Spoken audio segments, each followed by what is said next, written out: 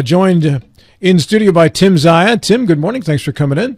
Good morning. Thanks for having me. Yeah, you've got a couple different roles, one of which interacts with Mr. Harvey on the West Virginia First Foundation.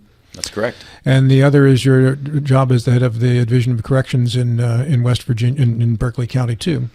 So let's go to that first, too, and let's talk about the Day Report Center and the effect any federal funding cuts might have on the Day Report Center in Berkeley County. And as of now, as I understand, there are no actual cuts that have been spelled out, but there are some projections and some fears. And I've talked to county officials about what might happen. What do you know at this time, if anything? Very little. I mean, we can only speculate at this point. I'd like to believe that funding that has been available in the past for programs like ours will continue to be available. I'd be surprised if it wasn't, just because there's so much data now that's been collected that demonstrates the effectiveness of this program, these types of programs, that is. So who knows? But I'm going to be surprised in the next couple years if federal funding for these sorts of programs is not available. How many people are in the Day Report Center as we speak? Right now we've got about 350-ish active participants, and that includes our juveniles. There's about 50 of them. Generally speaking, sum up the offenses these folks have committed. It's a variety, a lot of possession charges, DUIs, petty larceny, things like that. That primarily charges that are related to active use. People that have that are in active addiction can only afford to purchase substances for so long, and they resort to committing crimes to support their habits. Are most of these folks first-time offenders, or is a greater percentage repeat? You know, I don't know that off the top of my head. I would say a lot of them are repeat offenders. Some first-time offenders. There's a blend. And can you speculate as to the amount of money the Day Report Center saves the county in regards to jail costs? Millions. We could do the math right now if you have a calculator handy. 350 people times, what is the jail bill now? I think it's $54 a day. I mean, do that math. We're talking millions of dollars a year that's being saved, $3 to $5 million. Well, there's a lot of costs that you cannot calculate. Like once somebody is saved, you don't know how much they would have cost the system, down the road. They're back in the workforce, paying taxes, raising their kids, being a good husband, a good wife. And so there's a lot of incalculable costs. Yeah. We can measure the jail cost versus the cost of facilitating the programs, but those things that Matt just mentioned, we can't measure. Probably, I'm going to say more than 200 of our active participants, they work. So they're taking care of their responsibilities at home. They're paying taxes. They're there to provide for their families, take care of their children. And those ripple effects it keeps those children out of entering the system at some point. Yes. Potentially in a lot, a good, strong, household, family, a strong parenting duo is very important to keeping children. And recently, Jefferson County's Day Report Center has been swallowed up into the Berkeley County Day Report Center. Is that as I understand it, Matt? Swallowed? Well, absorbed? So, real clear, and I mentioned this earlier. So, the Jefferson Day Report Incorporated is a nonprofit, and the real quick backstory is in 2014, when Day Report started in the Eastern Panhandle, it was Berkeley and Jefferson County was created as a nonprofit. In 2015, Berkeley County decided that they were going to opt out of that structure, and they were going to make it a county agency. And so for the last 10 years, Jefferson County has been served by this nonprofit that calls it, again, not Jefferson Day Report Incorporated. And they receive county funds. They use grants. They also do billable services to sustain themselves. And again, it was all created to serve people coming through the court system. And that was their referrals were coming from there. They may have outside clients, but they had a captive audience, so to speak. Well, this year, abruptly, their 4 board members decided that they were going to close down and gave us about three months' notice.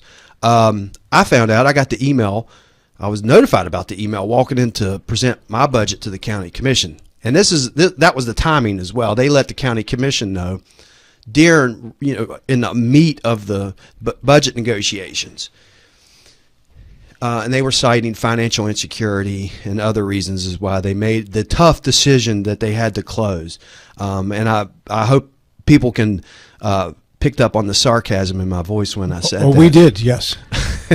Yeah, this one gets me. So the first phone call I made actually was to Tim Czaja. Like, we're in trouble here. We have this population of people that have been that have come to the criminal justice system. We have an ability and an opportunity to get them resources that they can become this productive citizen, that they can get back to their families, and they can get back to paying taxes, and they can just be alive. The simple moral thing of keeping someone alive. We have an opportunity to do that here, and this board decided that they were no longer interested in doing that.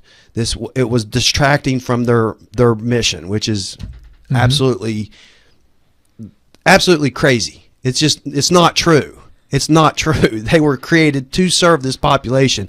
And if this is distracting from it, they should just resign as board members and do something else. But anyway, we're past that. Tim and the commissioners met with us and Gary Wines, and they heard that our situation, and they reacted, and they said, yeah, we'll help you out. Now, the plan is temporarily, because that was the major concern. What do we do tomorrow? What do we do now? What do we do today? And it was to find a place for people to get services immediately. And then in the intermediate, how do we transfer people that are already in our care to... And how many people are we talking about? The number that I got was 172 adult and 15 juvenile participants in the Jefferson side. And then eventually, long term, how does Jefferson County handle this? So ultimately, the decision is that Jefferson County will have their own day report center.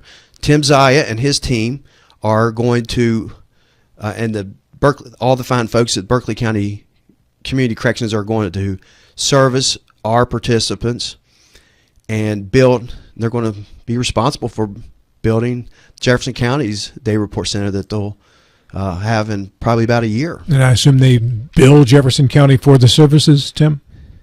There may be a blend of that.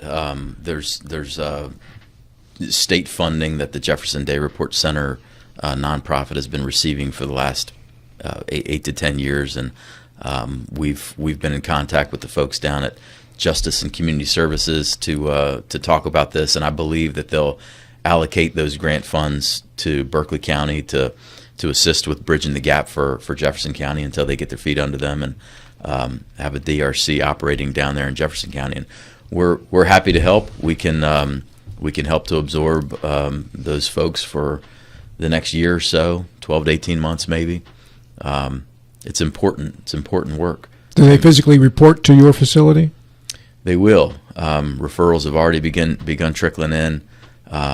We're hiring a full-time driver right now to help with transportation for the Jefferson County population. The Jefferson County Commission delivered a vehicle to us for us to use for that purpose, and we've got enough staffing in Berkeley County now to help until some grant funding is in place. Let me go back because there was a bit of sarcasm in my voice because of their financial situation.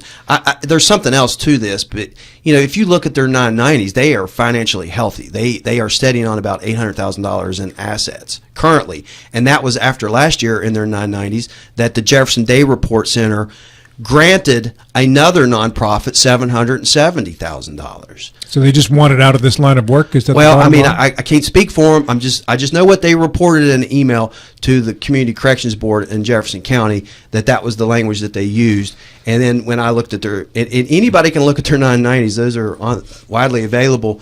And what's the name of the organization? Jefferson Day Report Incorporated. Okay. And if you go to the West Virginia Secretary of State's office, you can see who the board members are and the 4 board members that voted to end this nonprofit, and that $770,000 grant that they gave is to another nonprofit of the same 4 board members set up in Jefferson County. So they have shifted $770,000, and they used $750 of that to purchase a parcel in Leetown with a house and pond. I know. Yeah, okay. I know. I mean, there's a lot of ways to go there. You'll have to ask, and if anybody has questions about why they did that, or I'm not saying it's illegal or anything like that. I'm just saying this is what has happened on the. These are the publicly available records, and if you have questions, call the board of the Jefferson County Day Report. The people ask me what happened. I don't know. I have this email. I'll share it with you. It's publicly. You could FOIA that. I'll just give it to you though, and. I'm scratching my head, and it caught us off guard, and it surprised us. And I've advocated for those people for 10 years for that organization, and without any sort of notice, they just pulled it on us, and I feel betrayed by it. Quite frankly, I think, and that's the source of my disappointment. And what they, the least of these, we got to fight for these people. And they just said, well, we're not doing it anymore. And what kind of message that sends to them, it just sucks. Breaks my heart. Tim, was there any hesitation on your part to expand the work that you're doing by bringing in another 170 people, I think you said, Matt? No. I couldn't make that decision on my own, obviously. I work for the Berkeley County Commission, but we have a commission who is, I think they're good neighbors. They're supportive of these efforts, and they gave me the blessing to do whatever I could to help, and I'm happy to do it. How do you track success rates for the Day Report Center? Recidivism is the concrete way to track success. And we run those checks every October. Has been my habit. Every October we run background checks, NCIC checks on all of our program graduates. And according to, let me remember this website, the Bureau of Justice Statistics, I think the national recidivism rate, average recidivism rate for state inmates being released from prison is 76-ish%. So 76%, and that's 5 years post-release. 76% of state inmates being released from prison go back to prison within 5 years. That's strikingly high. It is. It's a scary statistic. But I'm pleased to say that our recidivism rate for our program graduates 5 years post graduation from our program is 21%. Big difference. Big difference. What do you attribute the success of the Day Report Center to? There's a combination of things. Most importantly, having the right people do the work. Tim. I attribute to Tim. Well, no. I will. I'll say it. I mean, he's a force of personality. It's if it's not the best, it's one of the best Day Report centers in West Virginia. I've seen a lot of them, and he has a great team as well, and he has great support from his county commission as well. But Tim is the foundation of all that.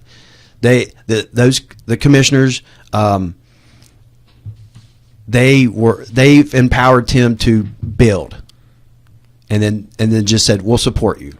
That's very kind of Matt to say, and I appreciate that, Matt. Thank you. But I'm one person of a large team, and first of all, we have a county commission, circuit court judges, magistrates, probation and parole offices, home confinement offices that all believe in these sorts of programs, alternative sentencing programs for nonviolent substance abuse offenders.